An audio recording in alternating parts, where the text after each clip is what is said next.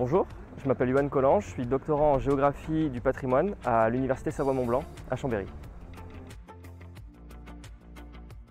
Il y a un besoin aujourd'hui pour beaucoup de vallées, beaucoup de villages, de trouver des nouvelles manières de faire du tourisme.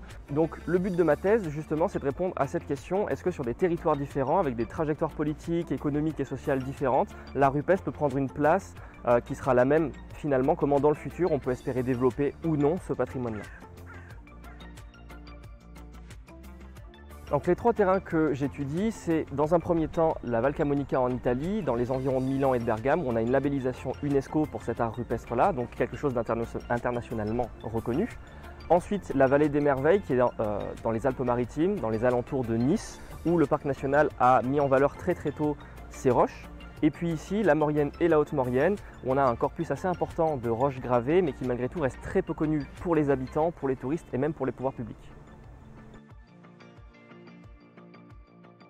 Pour mener ce travail à bien, je vais aller à la rencontre d'une multitude de profils, que ce soit des élus, que ce soit des habitants locaux, des touristes, des gestionnaires également.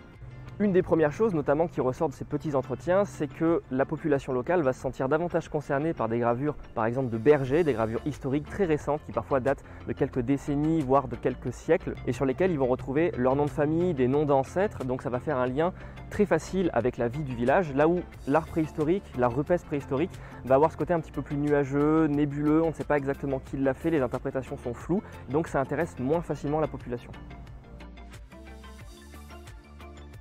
Ça serait le passage d'un état A à un état B, mais en réalité, on ne sait pas exactement ce qu'est cet état B. Localement, que ce soit les élus, les accompagnateurs en montagne, les professionnels du tourisme ou la population, ont tendance à assimiler la transition à cet état B, alors que dans la littérature scientifique, on va plutôt parler justement du passage de l'état A à l'état B. La montagne, pour moi, c'est surtout une nouvelle curiosité et quelque chose qui, je pense, va me tenir en haleine encore quelques années.